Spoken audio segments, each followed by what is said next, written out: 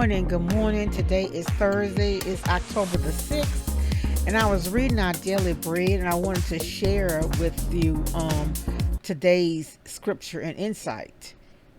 And the scripture and insight for today comes from Leviticus 25:35 through 37. And it says, envisioning a different future. Help them so they can continue to live among you. And that's Leviticus 25 and 35. The 300 middle and high school students of the small town of Neodesha, Kansas, filed into a surprise, I guess that should be field, into a surprise school assembly.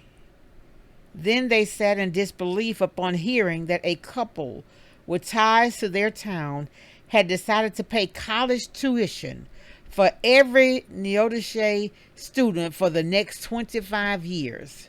The students were stunned, overjoyed, and tearful. Neodesha had been hit hard economically, which meant many families worried about how to cover college expenses. The gift was a generational game changer, and the donors hoped it would immediately impact current families, but also incentivize others to move to Neodesha.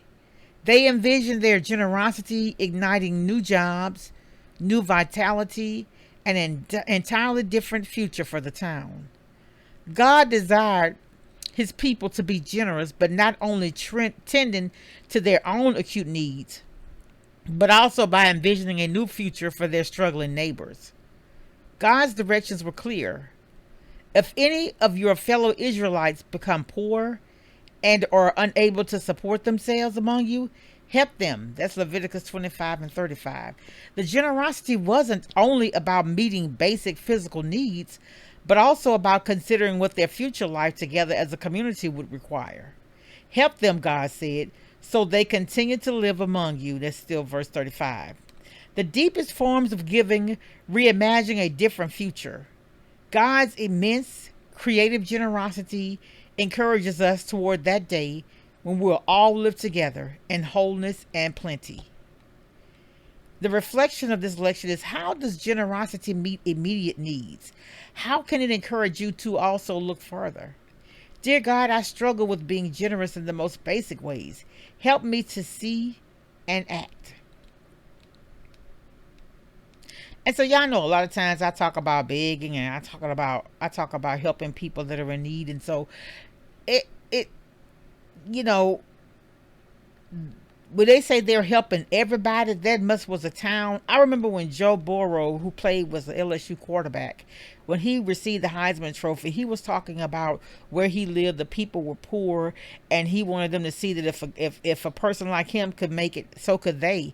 And you know what he did in response to that? He started the Joe Burrow Foundation, and where he's giving back to Louisiana and where he's from, I think Ohio.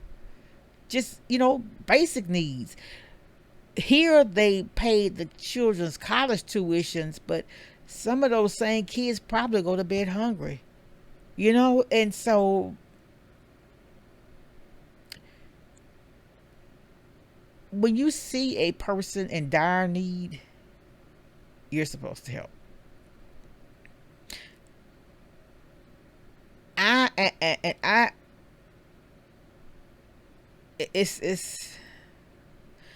Anyway, I thought this text was very good today, and I remember an act of kindness. My son was going to this school before I transferred him, because in our area, because of the Brown versus education, we had a situation where we had to do M to M transfers. That means that if you were a majority in a school, you can go to a school where you were a minority. So my son was zoned to a predominantly black school, but I had him transferred through that program to a predominantly white school. And so, but that school was predominantly black. That was his last year going there. And there were some families that sponsored or what is the word they use? But anyway, in essence, they sponsored the school, and the church gave every child in that school a jacket. And it was one of those jackets that it was reversible, where the one side was fleece if it was cold, and the other side was not. So so the fleece was next to you don't get as hot. And the school color was a dark green,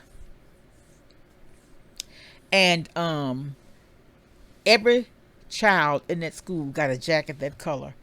But can you believe this? Within the next week, somebody had taken my son's jacket. Yeah, never saw it again. But anyway, yeah, there are all kinds of acts, and I, so for a person who don't have the money, just be kind.